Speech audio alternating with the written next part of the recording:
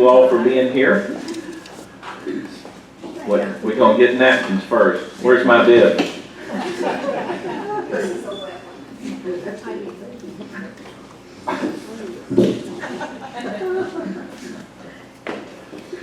I'll just lick my fingers, forget about it.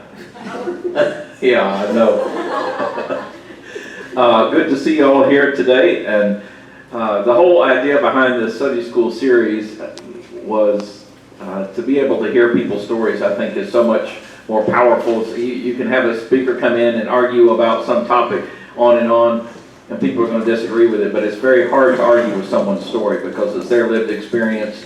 And so, and every story is different. We heard that last week. You had a panel and they were all talking about women in ministry, but each one of them had had a different experience of what that looked like for them. So I hope you all have been enjoying this. And today we have a special treat.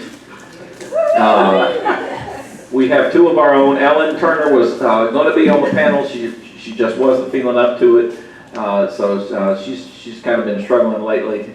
So we want to keep her in our prayers for sure. But we have two wonderful representatives of old age right here in front of us. And I told Lida that I titled it Aging Gracefully because I thought that looked better on the poster than what I really wanted to put on there. But I also told, and this is Pat's return to us after her surgery. She's been out for a month. So it's a pleasure to have you both here. And I said, whatever you share, be honest with whatever you say. You're amongst friends, so you can say whatever you feel or whatever you don't feel. So we're just here to learn and to talk with you. But to get us started, I said, and because some of these folks know you better than others, just tell us a little bit about where you're from originally, a little bit about family, a little bit about how you came to be at Talbot Park Baptist. And I'll start with Pat this time. Well, first off, let me say how glad I am to really be back. You don't know how much I've missed you, and want to thank you for your prayers and your cards and your calls and all. So to get started, I'm Pat Powell. I was born right here in Norfolk. I have lived here all my life. I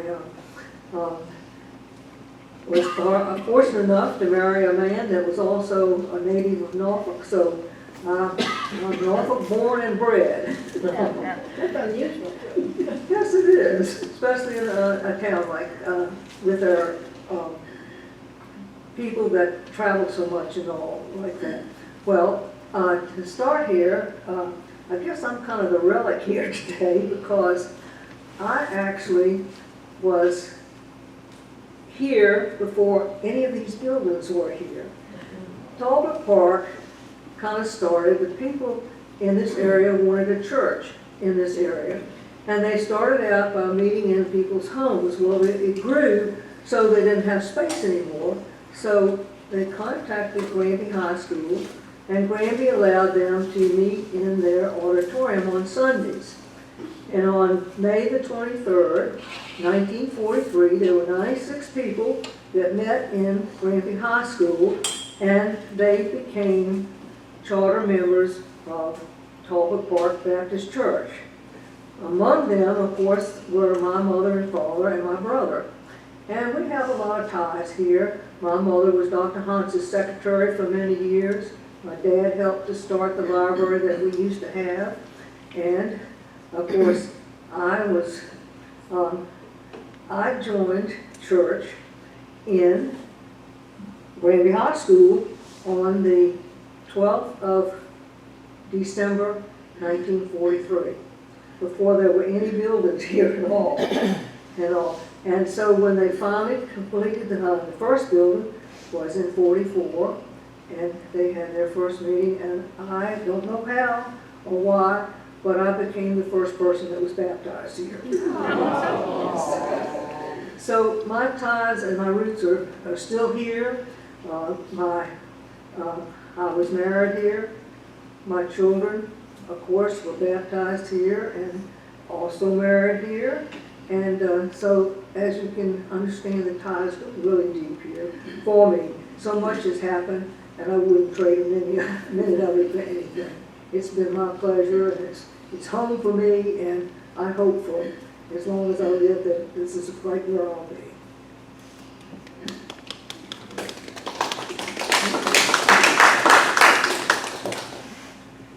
Right through that wall right there, right in that baptistry, that's where it, The baptistry in the chapel. right. In the chapel. And let me add just one thing to it. Of course, by that time, there were a lot of us to be baptized. And you went in like you do now, but there was no way to get in and out of the baptistry except to come into the chapel itself, go up, and then we got into the baptistry in that way. Well, they had put curtains up. They had rods and curtains, so they couldn't see us as we went back and forth. Well, of course, being the first baptized, I didn't think anything about it. Well, actually, when I came out, I was soaking wet. Well, when we came down the steps, you could hear slosh, slosh. And there were a lot of us that night, but what a wonderful privilege and pleasure it was.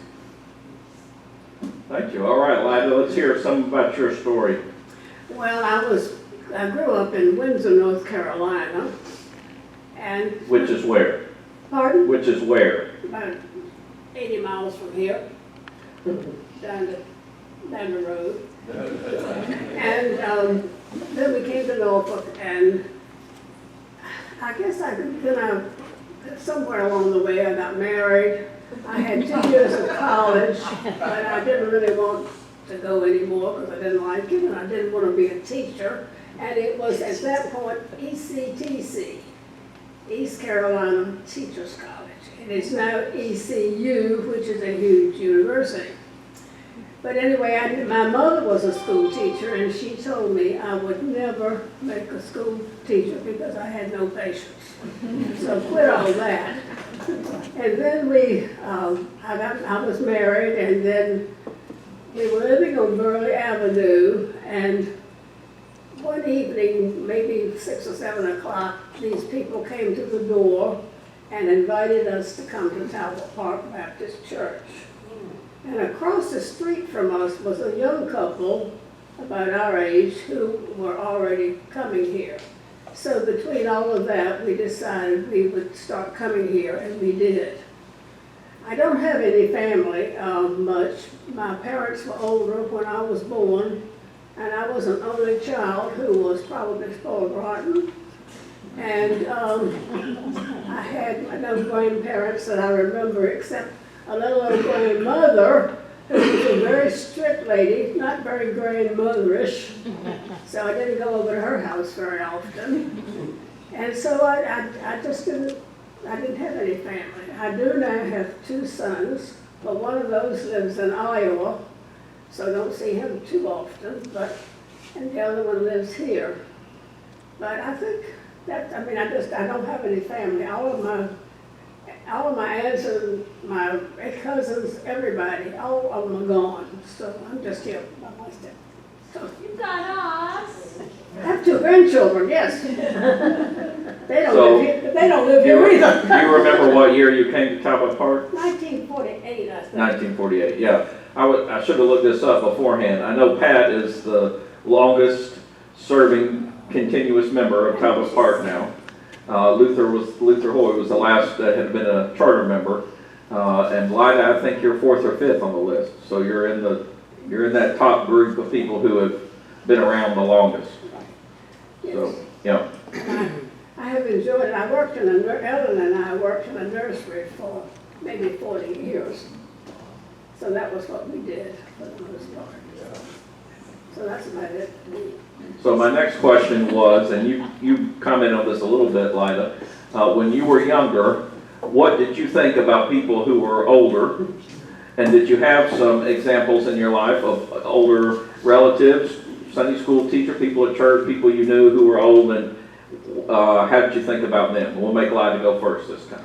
Well, I really never thought much about it. The only old person in my life was my grandmother, who I didn't like very much. So, all my mother's, my father's relatives were really kind of gone by the time I came along because I was late. But I did have one cousin who was young, 'cause she and I were about the same age. And but they lived in another state, so I didn't see them too often. But when they came, I always enjoyed her. And as we grew up, we became closer. And but she's gone now, so there's nobody but me. So that's it. Well, of course, when you're real young, you kind of think people that are 20s and 30s, they were kind of old to us at that time. And we didn't realize, of course, what the help was. And my brother was nearly 10 years older than I was. So by the time I got to be about 7 or 8, he was coming out of high school. And of course, we went into World War II, and he was drafted. They didn't have a choice. He was drafted, and he was stationed all over, but never was able to come back in this area to be here. So I kind of was like an only child there with nobody to have to argue with. But I think as I got older, of course, I loved my grandparents, and I was very fortunate that they were here. And I can remember distinctly when I was growing up too, when I got to first grade, I had a marvelous, marvelous teacher. And I just looked up to her because she just seemed to be so great and all. And as you get a little bit older, you realize, 20 and 30 really isn't very old. But I think that's just kind of partially how you feel sometimes. What about when you came to Calvert Park and were here, were there people who were of an older generation, and y'all may have been older at that point in your 20s or 30s or 40s, but were there older adults that you looked up to in the church? Well, yes, there were, and some of them were our charter members, and of course, we talked about Luther Foy and all, well, his parents and my parents lived in the same area, and we often would get together and do things, and it was wonderful to have those people to look up to, and I appreciate it more now knowing it than I did at that time. But I had one, before I went to work at a nursery, I had one Sunday school teacher whose name was Hannah Burgess. I don't know if you remember her, and I just loved her. And so she's one I could look up to. I really admired her. All right, so here's a good question. When you were young, and however you want to define that, when you were a little child, or it could be when you were in your 20s or 30s, or whenever that was, younger than you are now, what did you expect old age to be like, or did you think about it at all? If you didn't, do you wish you had? well, I don't think I really thought a lot about it at that time and all, because like I said, older people and all, of course we were taught to respect them a great deal. I just guess I never really thought about it that way. It's kind of hard to express, I think, as you go along and all, but as I got older, I realized, of course, as people got older than I was, it wasn't such a great difference, and I liked some of the things that were happening to them that I kind of look forward to maybe one day happening to me too, like their jobs, their traveling and whatever, and I thought, well, that might be right nice too. So I think I did look up to it. Okay. I don't think I ever thought much about it. I really don't. I just grew up. So at what point did you start thinking about it? Was there a point when either of you consciously thought one day, man, all those people I used to look up to, they're none of those people are around anymore because I am those people. So what was there a moment or an age that you suddenly said, oh, that's it? Maybe when I was in my 80s. Good news for everybody out here. And how did that realization come about when you all of a sudden thought, I've never thought about this, and then suddenly here I am, and it's arrived? Because I think maybe because as you get older, you don't get around as easily, and you look around at people who are older, and you think, gosh, am I going to be there? I don't know. So it just happened one day. Every day you get up, and it just happens. Well, it kind of does, but I think you do, as you get a little bit older, you learn to respect too. I enjoyed seeing what was happening to people that at that time I didn't think was quite as old as they were, and it's just, like I said, I kind of look forward to it in a way. I mean, now some of the things too, as I remember, as my grandparents passed away and all, I realized that maybe one of these days, if I lived as long as they did, I'm going to do the same thing. And, but I never feared it or anything. It was just happening. Yeah. Yeah. Well, and that's part of what I'm curious about, and just from your experiences, were there things that surprised you as you aged? Good things that happened that you weren't expecting, or bad things that happened? Answer that, Pat. I don't know. Well, I think I try to look back on my life and I think of the things that I used to be able to do, and of course the things that I can't do now and all, but it's just kind of, I've never feared getting older. I don't know why. I know Floyd used to say, it's getting older is not as golden as it's cracked up to be. And he would, he's right and he's wrong there. I realized as I was getting older and all, how fortunate I was, and some of the things that I used to think about, of course, I kind of put that aside. But even bad things, what you call bad things, sometimes we have things happen to us that we don't understand why, but hindsight is so much better than foresight. And then all of a sudden, sometimes I realize what has happened, that actually it was a blessing from God that at the time I didn't realize was happening to me. And so I try to keep that in mind, and I'm just so grateful for everything that I've had in my life. Bad, what I think might be bad, and I just have to look at it in a different way. You want to add anything to that? Well, I just think as I grew older, it just happened. And I had a really good life until now. Which is this one is like getting old is not for sissies. It's just you just kind of grow into it.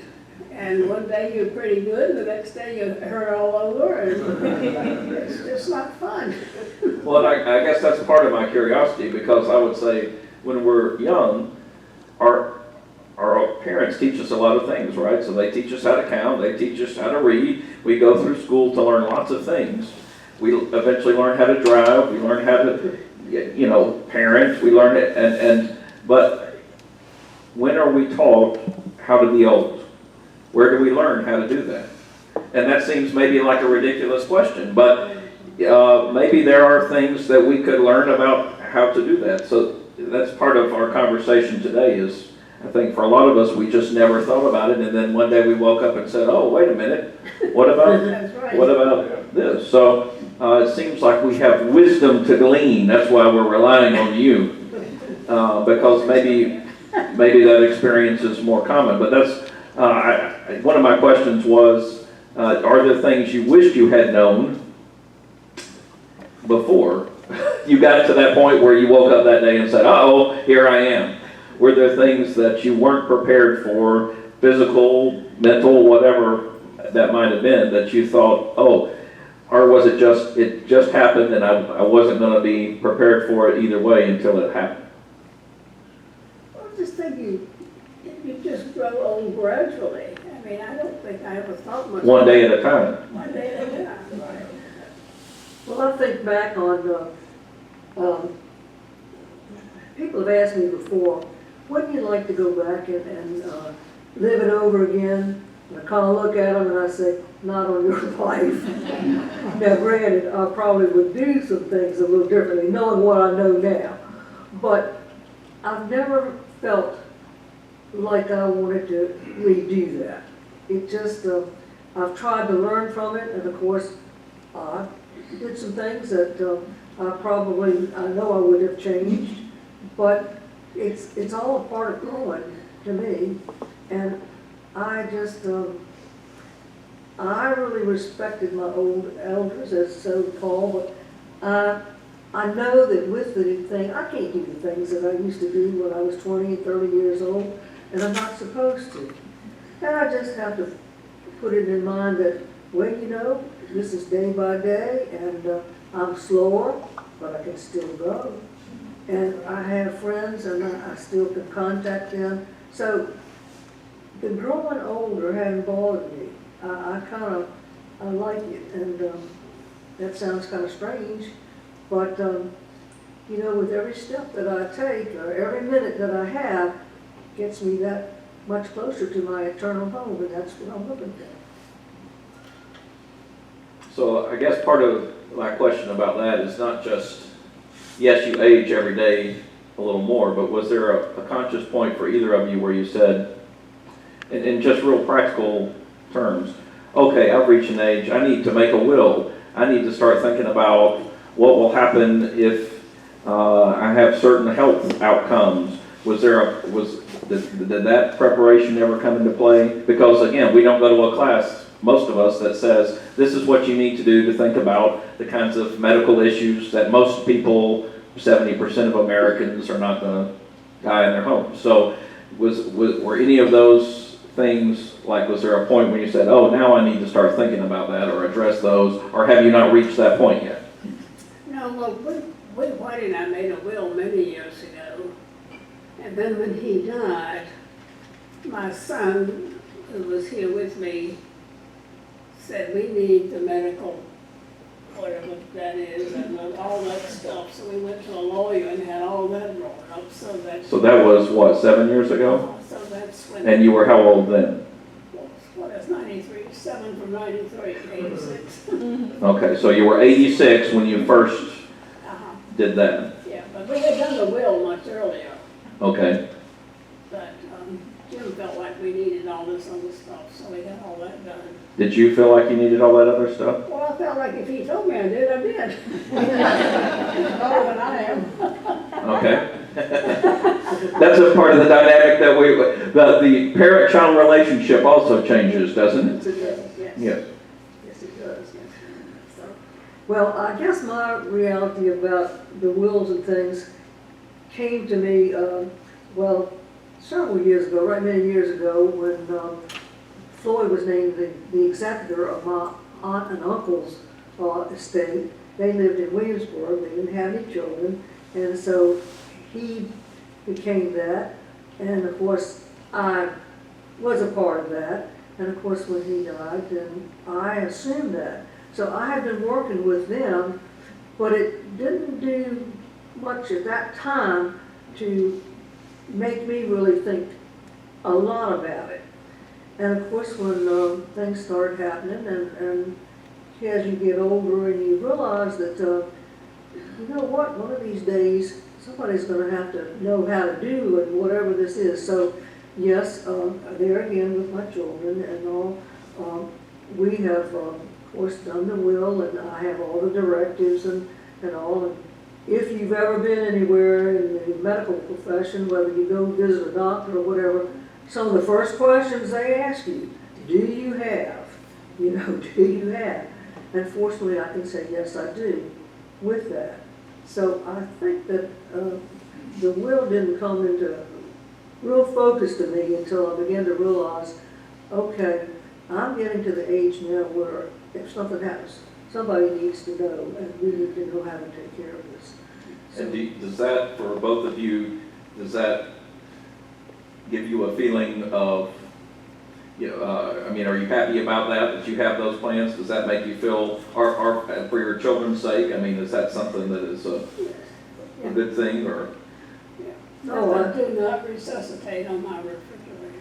You have do not resuscitate on your refrigerator, so if your refrigerator goes out, do not call the appliance man, it's gone. Well, I really think that it has eased my mind quite a bit, because here recently, since we've done all this, of course my son would answer any of the questions for anybody like that, but also thinking about it's eased things, but we've had the best time in the last several months. The children and I have gotten together. We have gone through old pictures, this and that. If there's certain things that they should have or want, we've gotten all that straight, and we've had the best time doing that. And they have, they don't have to make any snap decisions. There won't be arguments about, well, this goes to this goes to that, and really, it's just a nice feeling. Yeah. So. So here's, and I've been using this word, and I'm going to talk about this in my sermon this morning. Do you think of yourself as being old? Yes. Yes. Well, yes, but. Yes, but. I don't know. Okay. Well, I think I'm old in the sense of years, Yeah. but I also think that you have to look and still think what you can do. And yes, I'm old in years, and yes, I've matured some more. I don't know if you ever get to that full maturity or not, but it's kind of I don't know. I'm enjoying it. I am grateful for it, and I just I don't mind being old. I tell people it comes with the territory. Well, that's part of my question is, do you think that your attitude about how old you are or your age matters? Very definitely. Very For yourself and maybe for others, you've seen. I think your attitude certainly plays a part in that. Right. Because I look forward to it. I've enjoyed it. There's some things now that I don't have to do that I used to have to do. I can sleep as long as I want. And I can stay up as long as I want. It's Yeah, I call some of these church folks at 10:30, and they're like, "Whoa, this is early for me." 10:30, and all these old people who were telling me that I can't get out of bed when I was young, and I think 10:30, and they're still asleep. That's right. But Why not? What do we have to do? well, I am a true night owl. I always have been. That runs in my family, and it was a difficult thing when I was teaching. I had to be at school by 7 in the morning. Now, can you imagine? Now, you can't get up at 6:30 and expect to be at school at 7, but I wouldn't trade that either. But you're just a little bit freer to do, and also, I don't mind being older at all. Well, that's one of the questions here is and you are speaking to this a little bit, are there benefits, are there good things about being older? Yes. Yes. What are some of yours? Well, there are three of them right there. Shirley Campbell is kind of like my caretaker, but she doesn't live with me. She buys my groceries, she takes me to doctor's appointments because I'm not allowed to drive anymore. And she's just wonderful. She's angel to me. Yeah, so let me get this, let me understand, when you say that that's a good thing about age, you like having somebody to take care of you. I love having them. Because some older adults do not like having people take care of them, right? Honey, I don't know what I would do without her. And she does for Ellen, and she does for Mary Stanley. Yeah, I mean, I'm in full agreement. I want Shirley to come do for me right now. I'm waiting in line. She won't even bring me a napkin like you do. And then there's Kathleen, who is a real good friend, and she takes me on trips if I want to go to Williamsburg or somewhere. We do that. She fixes my iPad and my computer when it breaks, and I do break it every now and then. And then there's Karen Martin over there, who's a wonderful cook, and she shares good food with me. And then occasionally a nice long visit, which I always enjoy. So they're wonderful benefits. So I want to make sure I'm getting what you're saying, but you have enjoyed how you've had relationships in which people have helped take care of you. I mean, that's been part of the thing that you've enjoyed about it. Yeah, okay. Well, I'm very fortunate. I have a daughter and a son-in-law who live with me and have for over 30 years, and they're Justin's parents and my grandson, and so I don't have to do anything, really. I am fortunate that I still can drive and all, but they are willing to take care of me in anything that I want or need. My son-in-law particularly is in a business that he can take time if he needs to take me places.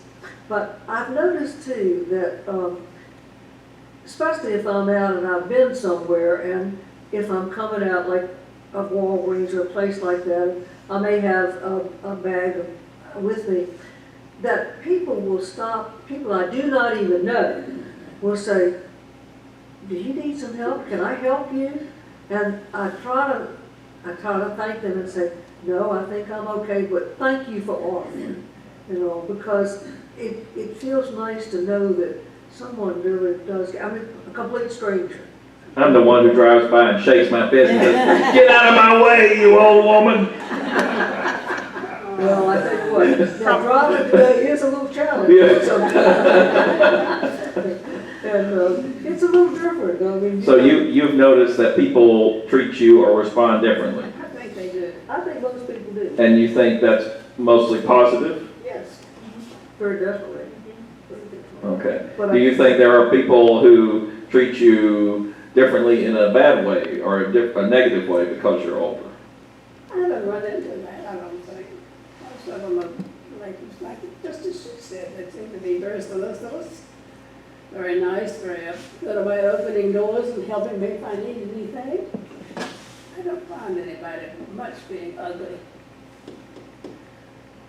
Well, I tend to agree with that. Now, of course, as times have changed and all, sometimes I think, well, especially if I'm driving and all, if I don't move quite fast enough, somebody might come along. I mean, they don't know me, and it's just they may do that to everybody. But I will notice that. But I just pass that off. You just have to. That's not because you're old, that's just because they're a jerk. Yeah. So we heard some good things. So let's get into the nitty gritty. What are some things that are not so great about being older? And we'll keep your list down to the top 30 items, all right? Let's start with life. Well, this walker over here is one of them. I'm grateful for it, but I hate it. I don't see as well as I did, and my ophthalmologist tells me he can't do any better than I'm already doing. So I should use bright lights or magnifying glasses when I can't read the comics or the crossword puzzle. And I have hearing aids, and she told me she could not make me hear like I did when I was 8, and I have not. And let me see, one of the things that I really have missed is not having a pet. I have always enjoyed my cats, my kitties, and now I can't have that. And I miss that. What about the way you look? How do you feel about that? Terrible. Who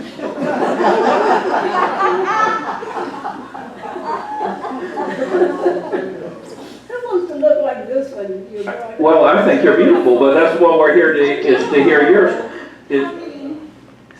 Well, when I was in my teens, I would have died if I looked like this. So that's part of the changing thing that you're, Absolutely right. yeah. So, It's something I should ask right at the get-go. Tell everybody how old you are. 93. 93, and, I'm 87, be 88 in next month. all right, we should have said that right off I'll the, be so, 94 in November. yeah. Okay, all right, so 93 and 87. So I'm the young one here. That's right, and that's what I tell people all the time. Everybody's young in comparison to Doc Trewick. So as long as you have somebody that's older as your standard, then you're fine. It's all relative. It's all relative. So I'm sorry to interrupt. So what is on your list of things that you? Well, you know, I can't say there really is anything on my list. I'm like I said, I'm very happy to be where I am. I'm very blessed to be where I am. I don't think much about how I look. It doesn't matter to me because I look at it. But I just can't. Now I understand exactly where Lotta's coming from. I think when you can no longer have your car, you kind of lose your independence. And even though somebody will take you where you have to go and all, it's just that you can't hop in the car and go when you want to. You just sort of lose your. You have to depend on it. Yeah. Well, and it's interesting because both of you have used that phrase now. Had my car taken from me, or when someone takes your car, as opposed to I freely gave up my car because I realized my ability to drive was impaired. I think I can still drive with it on that. Okay, I just wanted to clarify that. Okay, all right. So those were not decisions. That was not a happy No, my decision. son told me he took my car and had the oil changed and had it inspected and he put it in the driveway. And he said, and if you drive it, I'm going to take a sledgehammer and smash the engine. Okay, all right. Well, I have asked my children that if they see anything that does suggest that I should not be driving. The first run over person, that's a sign, right? Right. Okay. But really, I hope I can drive a little bit longer. In fact, I've got an appointment with DMV the end of this month, and I expect to go right on in there with all the paperwork I need and see. Well, your hip has been done. Did it change your lead foot? No, it did not. Okay, all right. And don't forget the hip's on the left side. I don't have to have that side to drive. Now, getting in and out of the car, that's a different story. That's a real awkward situation, but I can do it. And Once you're in. once I'm in, I'm Okay. good to go. Well, so what role do you think a sense of humor has in aging? Everything. Oh, yes. Okay. Yes. Yes, if you got that humor, it'll get you through most anything.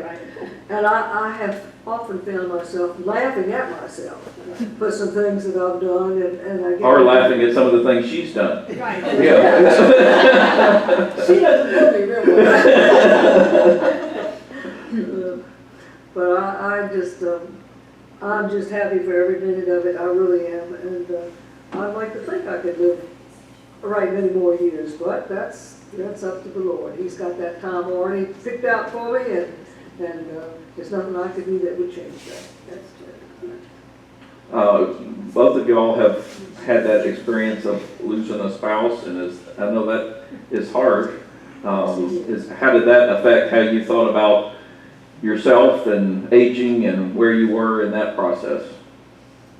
Well, maybe Pat can answer this better than I can. Her husband died much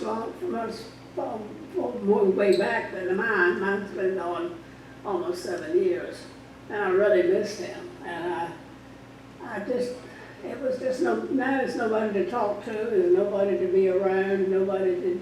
I don't know. I miss him. Life is just not the same. Well, you do. Miss Floyd and I were married for 52 years, wonderful years, and his death came very suddenly. And I had gone out and to do the things that I needed to do, and we had talked that morning, and I came back home, and he was slumped to the floor. And of course, we called the paramedics, and they took him to the hospital and took him to DePaul at first, and they wanted to have a little more insight into it, so they transferred him to Norfolk General, and he he had had a major stroke. The doctor said we call it an accident in the brain. My thing, of course, that I first thought was, had I been there, could I have done something? And the doctor assured me, had I been standing by him, there was not one thing I could do. So we took him, he was in the hospital from about 2 o'clock in the afternoon. And we were able to get the children, and everybody was there, except Justin, and he happened to be on a senior trip and all. So he was not going to be able to do anything.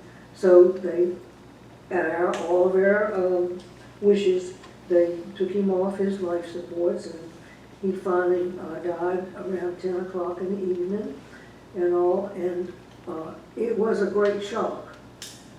But I have always said, what a blessing, because any of you who knew Floyd knew that he was very active in church. He was organist, choir master at Good Shepherd for over 52 years. He loved to sing and he loved to play, and had he not been able to do that, I just can't imagine, and all.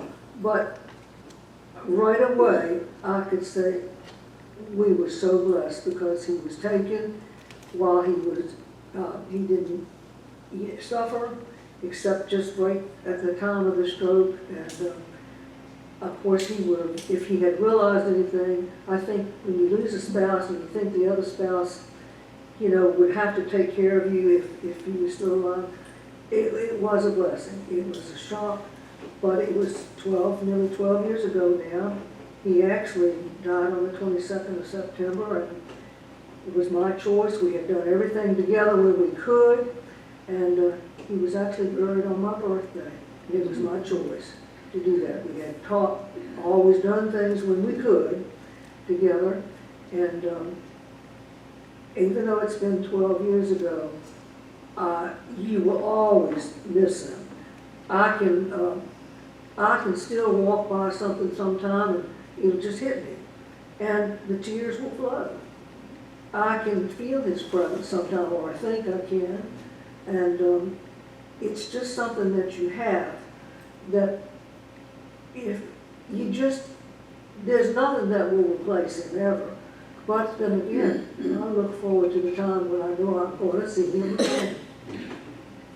So I thank God for that. But like I said, I still miss him, and he always will. I always will.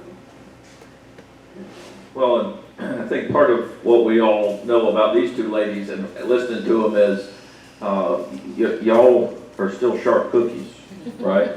So, and I know you have a variety of ailments between you physically, and maybe mentally as well, but at your ages, you are still capable of doing a lot of things that other people your age may not be able to do. And even between Floyd and Jimmy's experiences, Jimmy's was much more, there was a longer, slow decline that precipitated that. So I just wondered if, as you think about the future, how do you imagine that? What do you hope for? What do you fear? I fear falling and being put in a nursing home. Yeah. I like my house, and I want to stay in it. Even though I'm by myself, I like that. Well, I think all of us would like to stay in our homes as long as we can. And right now, with my situation, I have a better chance of doing that with the help that I have. I'm very fortunate. I have a son-in-law that loves to cook, and he's a good cook, and so dinner time, I don't have to worry about it. Well, I don't cook. But that has nothing to do with aging, right? That was just right. I have Shirley who cooks a little bit for me, but then I have a lot of TV dinners, which I don't like, but I have. Go ahead, sorry. But, I think what I'm right now, I'm so grateful for everything, but I still have, as what I say, I have my mind about me. I still can think, and Alzheimer's and dementia run in my family, and especially on the ladies' side of it. So I do think about that a lot, but I'm just grateful so far that I have my mind about me, and but like I said, I think my greatest fear that I am conscious of is the fact that I don't want to fall. Mm-hmm. You know, and I try to. A lot of people look at the cane and say, "You better be careful." Well, I've had that cane for a long time. It's the kind that, as you see, I can put it there. I know where it is. It has the 4 prongs to it, so I'm not afraid of putting it down on something wet because it's not going to slip. You know, so I think you think a lot about things like that. Yeah, well, one comment that I hear from a lot of our older adults is not so much that they fear death, but it's they fear what leads up to that. So they fear falling and something happening, or losing memory, or being somewhere that they don't want to be. And so all the kind of the pain or the discomfort that might go along with that is much worse than the actual death itself. Right. Right. Would y'all agree with that? Yes. I do. Yeah.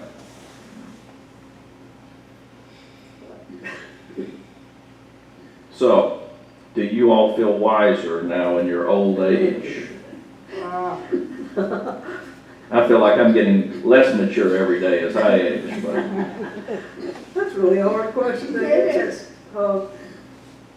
Yes, I think if you can keep your mind about you and things like that, I do think that you feel like you are having more maturity and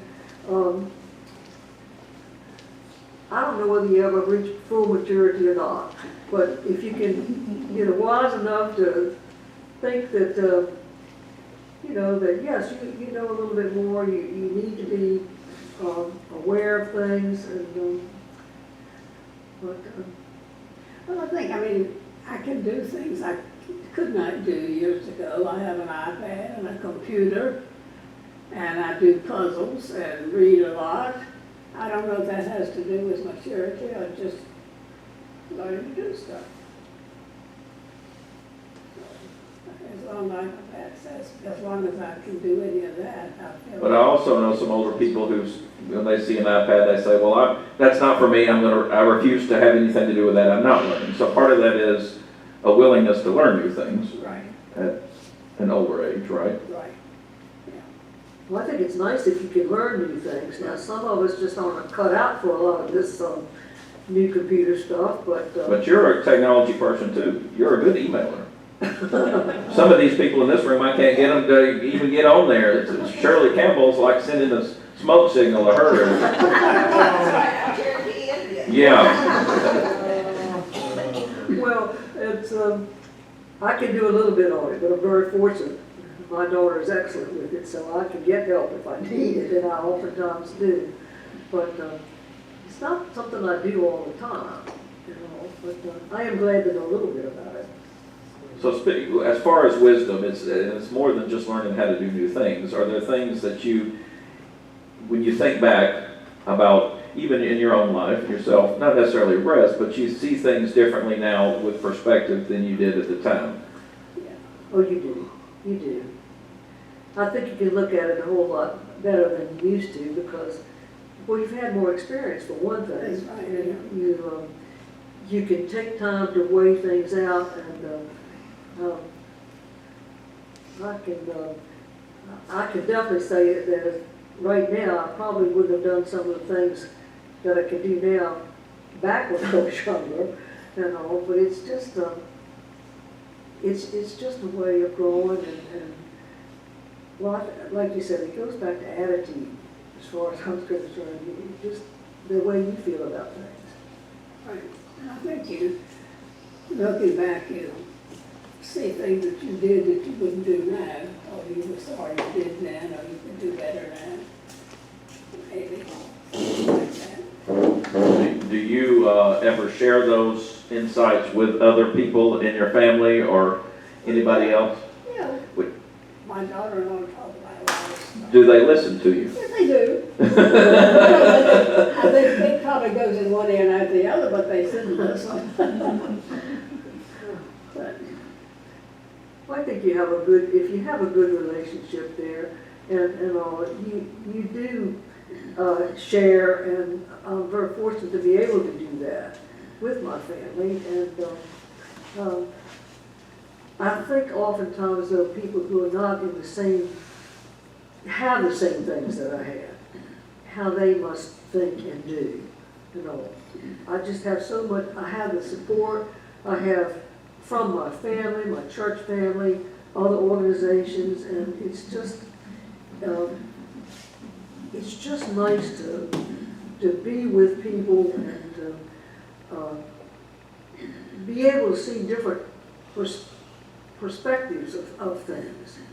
And I definitely think that has come with the aging process. Well, I think I've been very fortunate to have Ellen across the street from me for 60-some years. Sorry she couldn't be here today.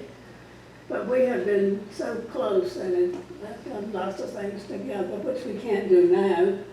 And then Mary Stanley, who lives down the street, who is also a church member, but she hadn't been for a while, but she's going to start. So the three of us are all about the same age. And then the three little old ladies on Brickley Road that you know about.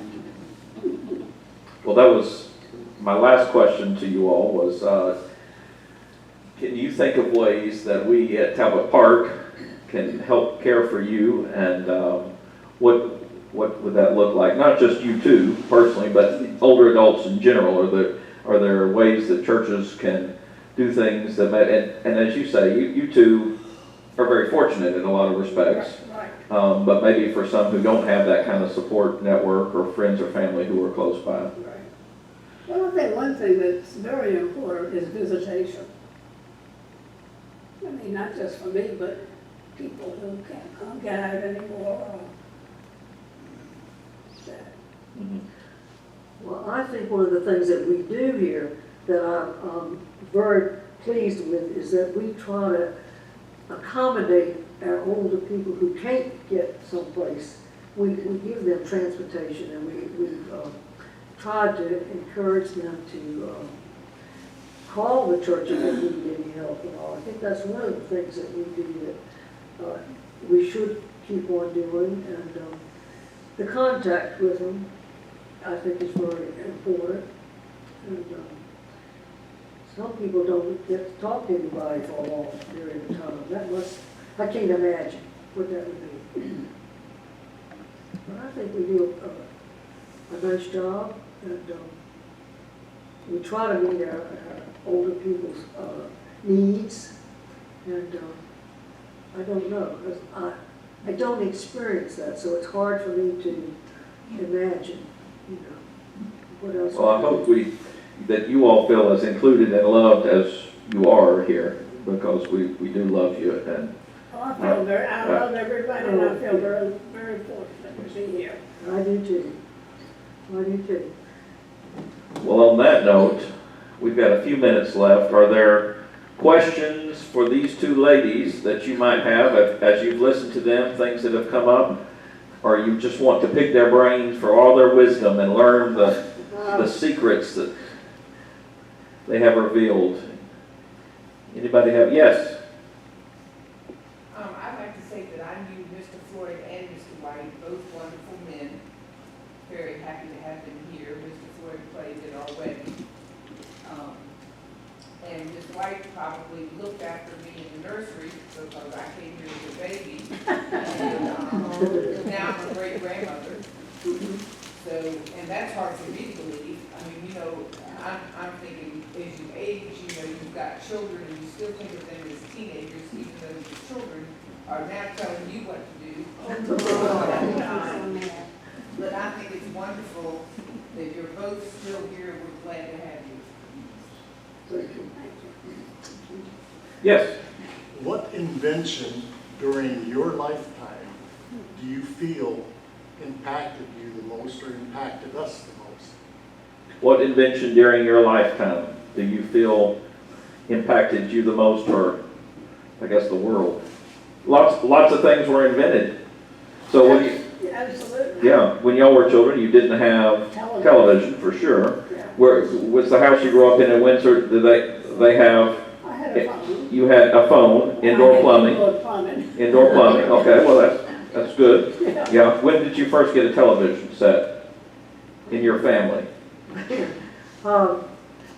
Way back. And of course, the first one we got was a little tiny black and white one, you know, and the rabbit ears were up on top of it. And, one of the things I remember, we did not have air conditioning for many, many years.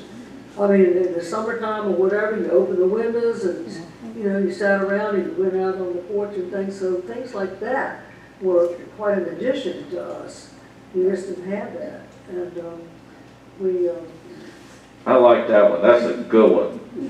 That's one we take for granted. Just imagine how grouchy all these people would be in this room right now if there wasn't any air conditioning. we don't realize the I things that know. are going on. And all these old people say, I used to live without air conditioning. I say, yeah, you did, but you're a lot nicer now than you would be. I did, but I said, well, I wouldn't miss it. Was there one that you thought of, Lyda? An invention or something that, Well, I think television is a big one. yeah. And some air conditioning, gosh, that would be great with. Well, you never miss Wheel, right? Pardon? Wheel of Fortune, Jeopardy, that's your, Yeah, I like those. yeah. And of course, I'm not sure I like these new people coming So, on. we'll talk about that later. That's a whole separate panel. New host of Jeopardy. and of course, none of us had our cell phones at that time. We didn't even know what that was. No, You know, and it's hard to think that you can actually be here and send a message and it can go all the way around the world in just a matter of seconds almost. I mean, we had, there again during the war, when my brother was away, there were times we had no idea where he was, and he couldn't tell us. There was no way we could reach him. And so I can remember, you know, when we first were able to do things like that. And of course, the telephones, you dial the number, you know, or you had a party line. Or, I mean, they Just imagine how bad it was when Dot was chiseling stuff on the stone tablets. I mean, that took forever. Okay, glad she's here. That's right. She's chiseling me a message right now in her mind, I can tell her. I tell you what, if we could all be so fortunate as to get ready to be celebrating a 100th birthday, I tell you what, That's right. we should not complain about it. And that's absolutely right. 99 and holding, right, Dot? That's right. Triple digits is coming. Other questions? Yes. There's been so many changes of everything, say even in this church alone, from when it first opened up and it went through a very elegant stage, and then life everywhere, churches have changed. And now we're in the very inelegant stage. No, moving on. You've had to accept change so many times, and you've done it very elegantly, and you're still here, which we are so thankful for. Tell us how you did that. How did you accept all these changes so gracefully? What was the question? How did you, things have changed so much in church and just in general and society. How have you accepted those changes and dealt with that? Well, they come very gradually, I think, for the most part, but I remember we always had to have on a dress and we had to have a hat. Did you wear gloves? Wear Gloves, right. And dress up for Sunday. Now, Right. we don't really. Even. And do you miss that or do you prefer it now? I kind of like to dress a little, I like the men to dress. Oh.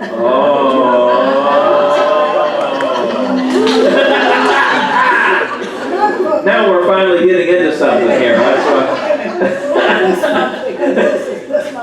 This month is casual month, okay. But other than that. So you like the men to dress up, but you still like wearing pants? I do. Yeah. It's been a long time to get around to that. Yeah, but now that you're into it, you're into it. Yeah, okay. Well, we've seen some changes, and some maybe you don't care for, but you know you have to. It's not how you. I know. I used to have to get all dressed up too, and then of course when we started and changes, styles changed. You know, dresses got shorter for the ladies, and then the slacks and the jeans and all. But you know, I kind of looked at it and I'd rather have you here doing the things that you need to do and, you know, okay, let the dress go or let the, I had a hard time, especially when our teenagers, you know, started coming the way they did, but I thought, you know what, they're here. And I've been so fortunate, and as you know, I like to sit in the back of the church, and I love it when those teenagers come back there, and I've seen a lot of them come, be born and grow up, and how they're acting now and all, and it just tickles me to death. You could never bother me to have them come back and sit where I am, and even the children, when they would play on the rug behind me, you know, that, it just doesn't bother me, and I'm just grateful for them to be here. That's the thing. So, yes, I've seen some changes, and at first I thought, I don't like this, and I thought, no, you know, I'd rather have them here. Anybody that will come. My brother-in-law in San Antonio, just last November when I went to visit, said, Karen, you know that guy in our Sunday school class, he wore shorts every Sunday and blah, blah, blah, and I don't know whether I need to speak to him. I said, Matt, he brought his heart. God can work with that. That's right. That's right. So here's a question, and I want 100% honesty. When I came to this church, did you think I was much too young to be a pastor?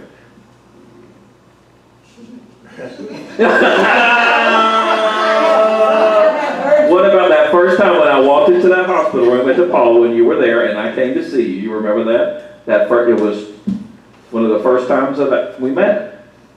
You don't remember that? Well, no, but I don't remember thinking you were too young. I think you were just nice. Okay. Nice looking, too. I was nice looking. What happened? Oh, you still are. I'm sorry. I didn't mean it that way. Well, when you first came to us, I just had the feeling that you were going to be right for this church. I agree. And really, I don't share this with too many people, but we had some people on the committee, and they were talking about it, and I happened to, they talked to me one time, and I looked at them and I said, you know what, you've already got him if you'll take it. And that's the way, and he did, and all, but I've always felt that way. And I've said this on many occasions, I think you have the ability to fit in with any age group. You do with the teenagers, you do with the young people, the people in the 50, 60 range, and with us. And I appreciate that, because I think you do blend in where you're supposed to, and I'm so glad we still have you. Well, thank you. That was a great note to end on. I'm glad we built to that. That was a perfect finish. Well, we do appreciate, and sharing openly and about these things. We love you. We appreciate you doing this today. Thank you.